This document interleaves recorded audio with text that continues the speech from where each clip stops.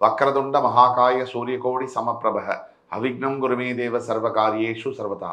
தென்னாட்டுடைய சிவனே போற்றி, என் நாட்டவர்க்கும் இறைவா போற்றி. நண்பர்களே, இந்த புத்தம் புதிய காணொலியில் உங்கள் அத்துணை பேரையும் வரவேற்பதில் மிக்க மகிழ்ச்சி கொள்கிறேன். இன்னைக்கு நம்ம பேச போகிறது அதிசார குரு பயிற்சி. தற்சமயம் மிதுன ராசியில் இருக்கக்கூடிய குரு பகவான் அக்டோபர் 18 சரியாக அதிசாரம் பெற்று கடகராசியில் சஞ்சரிக்கிறார். அக்டோபர் 18 டிசம்பர் 3 வரைக்கும் அதிசார பயிற்சியின் காரணமாக கடகத்தில் குரு பகவான் சஞ்சரிக்க போகிறார். துலாம் ராசி அப்படின்னாலே கடின உழைப்பாளிகள், நேர்மை தவறாதவர்கள், தர்மவான்கள் அப்படின்னு உறுதியாக சொல்ல முடியும். இப்போ பாக்யஸ்தானத்தில் இது நாள் வரை இருந்து வந்த குரு பகவான் இதுலேருந்து 9th பிளேஸ்லேருந்து 10th பிளேஸுக்கு போகிறார். இந்த 10th பிளேஸில் இருக்கக்கூடிய குரு பகவானால் 10ல் குரு வந்தால் பதவி பறி போயிடும் அப்படி இப்படிலாம் சொல்லுவாங்க.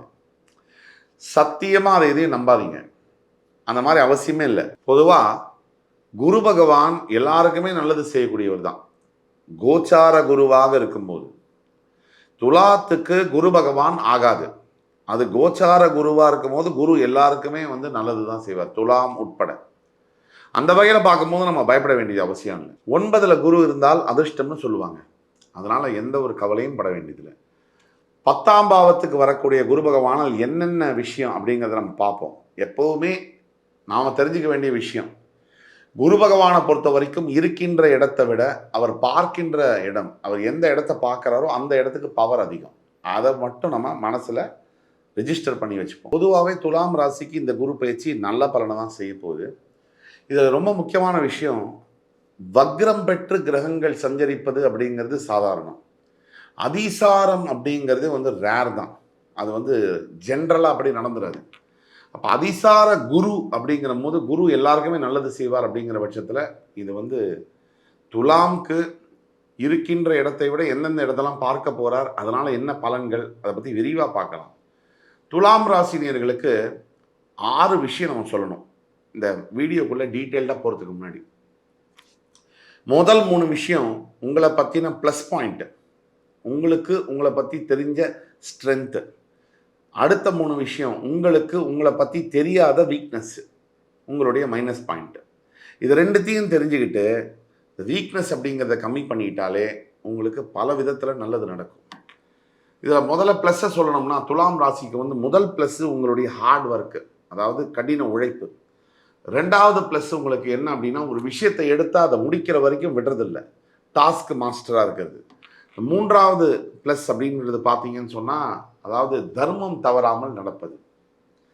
மைனஸ் என்ன அப்படின்னு பார்த்தோம்னா, இளகிய மனசு அப்படின்னு இருந்தாலே அதில் உணர்ச்சி, மற்றவங்களுக்காக இழகணும், இதெல்லாம் கரெக்டு. ஆனால் யாருக்காக எப்போ எவ்வளவு இழகணும் அப்படிங்கிறது ஒரு பாயிண்ட் இருக்குது. இதை நீங்கள் மனசில் வச்சுக்கணும். 2வது வீக்னஸ் உங்களுக்கு என்ன விஷயம் அப்படின்னா, ஒரு சோம்பல், ஒரு விதமான எதை சொல்கிறது, எதிர்மறையான எண்ணங்கள் வந்துருச்சுன்னா அதுக்குள்ளேயே போயிடுவீங்க. அதுலேருந்து வெளிலவே வர மாட்டீங்க. அது ஒன் ஸ்டாப் ஷாப் மாதிரி உள்ளேயே போயிடுவீங்க, ஒன் வே, திருப்பி வரதில்லை. யார் மேலேயாவது பாசம் வச்சுட்டா அதிகமான பாசம் வைக்கிறது, இதெல்லாம் மாற்றிக்கணும். 3வது மைனஸ், மிகப்பெரிய மைனஸ், பண விஷயங்களில் நீங்கள் கண்ணு முன்னு தெரியாமல் செலவு பண்ணுறதுங்கிறது மிகப்பெரிய மைனஸ். ஏன்னா எப்போவுமே வாழ்க்கையில் அடுத்தது என்ன நடக்கும் அப்படின்னு யாருக்குமே தெரியாது. இன்றைக்கி நம்ம இருக்கோம், நல்லா இருக்கு, நாளைக்கு நமக்கு நல்லா இருக்குமா இல்லையா அப்படிங்கிறது எதுவும் சொல்ல முடியாது, நிரந்தரம் இல்லை.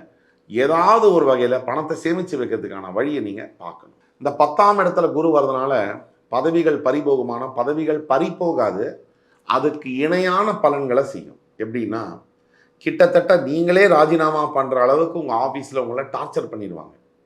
மேலதிகாரியோட நீங்கள் எவ்வளவு தான் ஹார்ட் ஒர்க் பண்ணாலும், என்ன தான் ஸ்கில்டு நல்ல திறமை இருந்தாலும், உங்களுடைய மேனேஜர்ஸோடு உங்களுக்கு நல்வழி போக்கு இருக்கிறதுங்கிறது கொஞ்சம் கடினமாக இருக்கும்.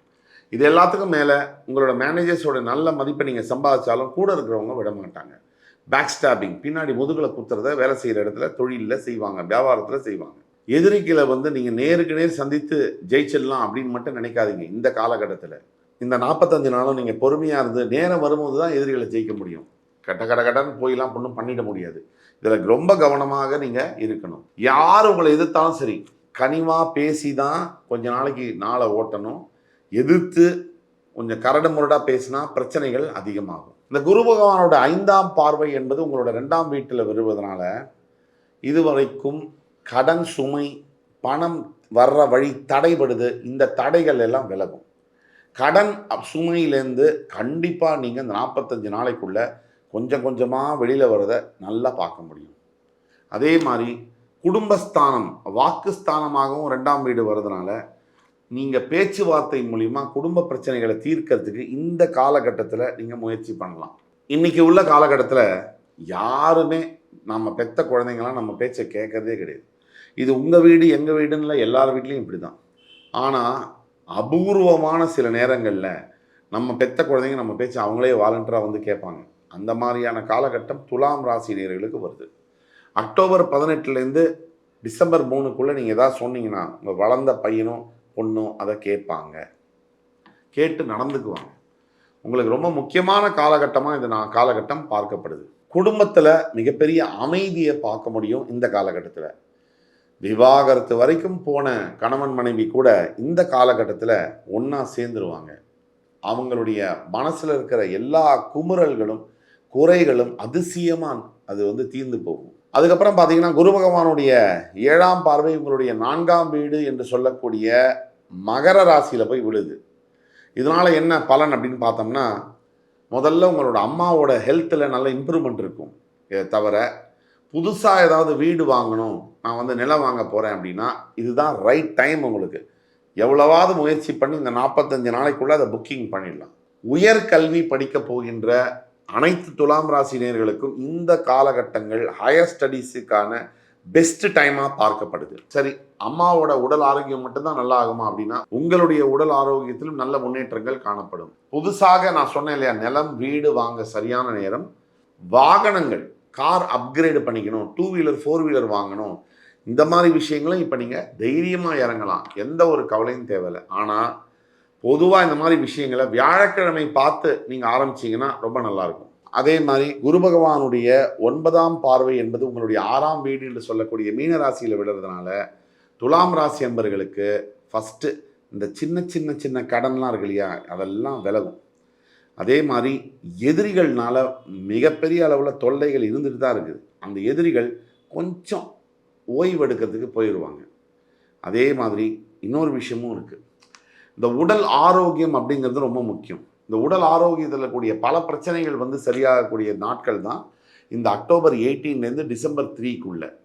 துலாம் ராசியில் யார் யாருக்கு பெரிய பெரிய வியாதிகளோ சின்ன சின்ன வியாதிகளோ இல்லை புதுசாக ஏதாவது உடம்புல பிரச்சனை இருக்குது அப்படின்னு நினைக்கிறவங்களுக்கு இந்த காலகட்டங்கள் மிகப்பெரிய ஒரு வரப்பிரசாதம்.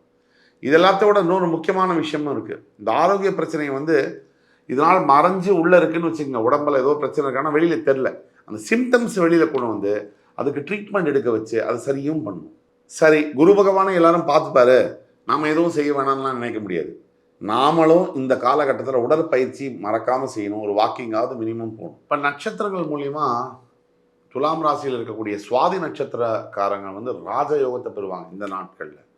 ராகுவுடைய பலம் காரணமாகவும் மிகப்பெரிய அளவில் வந்து அவங்களுக்கு அந்த பலம் வந்து பெருசாகும். விசாக நட்சத்திரத்துக்காரங்க ஓரளவு மீடியமாக இருக்கும். ஆனால் சுவாதி நட்சத்திரக்காரங்களுக்கு மிகப்பெரிய அளவில் பலம் அதிகமாக இருக்கும். இப்போ குரு பகவானுடைய பரிகாரம் துலாம் ராசிக்கு அதிசார குரு பயிற்சியின் மூலியமாக ஏதாவது பரிகாரம் இருக்கா அப்படின்னு கேட்டிங்கன்னா துலாம் ராசிக்காரர்களுக்கு முக்கியமான பரிகாரமும் ஒன்று இருக்குது. ஒவ்வொரு வியாழக்கிழமை தோறும் தட்சிணாமூர்த்தி சுவாமியை வழிபட்டு கொண்டை கடலை சுண்டலை தானமாக கொடுக்கறது ஒரு விஷயம். ஆனால் ப்ராக்டிக்கலான பரிகாரம் அப்படின்னு நம்ம சொல்லணும்னா முக்கியமாக துலாம் ராசி நேயர்கள் உங்களுடைய இஷ்ட தெய்வம் என்ன, குலதெய்வம் என்ன, அந்த குலதெய்வ வழிபாடு இந்த அதிசார குரு பயிற்சி நற்பலன்களை பல மடங்கு அதிகரிக்கும். வேலை செய்கிற இடம், தொழில், வியாபாரத்தில் மிகப்பெரிய முன்னேற்றங்களை கொண்டு வந்தே தீரும். இதில் சூட்சமம் என்ன தெரியுமா, இந்த மொத்த அதிசார குரு பயிற்சி பலன்கள்லேயே உள்ள மிகப்பெரிய சூட்சமம் என்ன அப்படின்னா துலாம் ராசிக்காரர்கள் தெரிஞ்சிக்க வேண்டிய ஒரு விஷயம் இருக்குது. காலபுருஷனுடைய 7ஆம் வீடு. நீங்கள் உங்கள் உடம்புல என்ன சக்தி இருக்கோ அதுதான் இந்த பிரபஞ்சம் முழுக்கவும் இருக்குது. நீதி, நேர்மை, தர்மம், இந்த தர்மம் அப்படிங்கிற சக்தி தான் உங்களுடைய உயிர் சக்தியானது. இந்த தர்மத்தை வந்து ஆண்டவனே சொல்லக்கூடிய விஷயம், என்னை விட தர்மம் மேலே அப்படின்னு கிருஷ்ண பரமாத்மா பகவத்கீதையில் அர்ஜுனனுக்கு வந்து அருள் பண்ணும்போது கர்ணனுக்கு விஸ்வரூப தரிசனம் காமிக்கும் போது சொல்றாரு, என்ன நீ மதிக்காத, என்ன நீ வந்து வேண்ட வேண்டியதில்லை, கும்பிட வேண்டியதில்லை, ஆனால் தர்மம் எனக்கும் மேலானது, நானே வணங்கக்கூடியது, அந்த தர்மத்துக்கு நானே கட்டுப்பட்டவன், அந்த தர்மத்தை நீ பின்பற்றினா போரும். அந்த தர்மத்தை இரத்த நாணங்களில் உள்ள இந்த துலாம் ராசினியர்கள் முக்கியமாக செய்ய வேண்டியது ஒரே விஷயம்தான். என்னன்னா, ப்ராக்டிக்கலாக நீங்கள் எத்தனை துன்பங்கள் பட்டாலும் மற்றவங்களுக்கு நல்லது நினைக்கணும் அப்படிங்கிறதெல்லாம் ஒரு பக்கம் இருக்க, இந்த பணத்தை கையாளுற விஷயம்தான் உங்களுக்கு மிகப்பெரிய அளவில் எதிரியாக இருக்குது. இந்த பணத்தை எப்படி கையாளணும், மனிதர்களை எப்படி கையாளணும், இது ரெண்டும் ஒரு வித்தை. உங்களுடைய உடம்பு என்ன ஆசைப்படுதோ அது இந்த பிரபஞ்சம் செய்யும். உங்களுடைய மனம் என்ன ஆசைப்படுதோ, இந்த பிண்டம் இது ஆசைப்படுறத இந்த அண்டம் பஞ்சபூதங்கள் அங்கேயும் இருக்குது இங்கேயும் இருக்குது, இது செய்யும். இதை மனசில் வச்சுக்கிட்டு தினமும் 1 மணி நேரமாவது மனசை ஒற்றி தியானம் பண்ணுறது. இந்த மொபைல் ஃபோன்லாம் தூக்கி எறிஞ்சிட்டு, இன்டர்நெட்டெல்லாம் தூக்கி எறிஞ்சிட்டு 1 மணி நேரம் கம்முனாவது உட்காருங்க. எதையுமே பண்ணாதீங்க. எதுவுமே பண்ணக்கூடாதுன்னா எதுவுமே பண்ணக்கூடாது. அந்த மாதிரி இருக்க உங்களுக்கு அதீத குரு பகவானுடைய சக்தி வந்து கிடைக்கும். இதை எல்லளவும் சந்தேகம் இல்லை. அதை தவிர குரு பகவானுடைய காயத்ரி மந்திரம், ஓம் ரிஷபத்வஜாய வித்மஹி கிருணி ஹஸ்தாய தீமஹி தன்னோ குரு பிரச்சோதயாத், இந்த மந்திரத்தை மறக்காம டெய்லி 11 முறை சொல்லணும். உங்களை வெல்ல யாராலும் முடியாது. துலாம் ராசினியர்களுக்கு இன்னொரு விஷயம் இருக்கு. என்னன்னா, இந்த குரு பயிற்சி பலன்கள் எல்லாமே நம்ம வந்து பொதுவான பலனாக சொல்கிறோம். பொதுவான பலன்களை இவ்வளவு சொல்ல முடியும் அப்படின்னா, உங்களுடைய பிறப்பு ஜாதகம் கீழே கொடுக்கப்பட்டுள்ள வாட்ஸ்அப் நம்பரை எங்களை தொடர்பு கொண்டு பேசிட்டீங்கன்னா துல்லியமான உங்களுக்கான பலன்களை சொல்ல முடியும் என்று கூறி, நீங்கள் கண்டிப்பாக ஜெயிப்பீங்க, வெற்றி உங்களுக்கே என்று கூறி, அடுத்து மறுபடியும் உங்களை எல்லாம் சந்திக்கும் வரை உங்களிடமிருந்து விடைபெறுவது உங்கள் சுபாஷ் பாலகிருஷ்ணன். நன்றி, வணக்கம், வாழ்க வளமுடன்.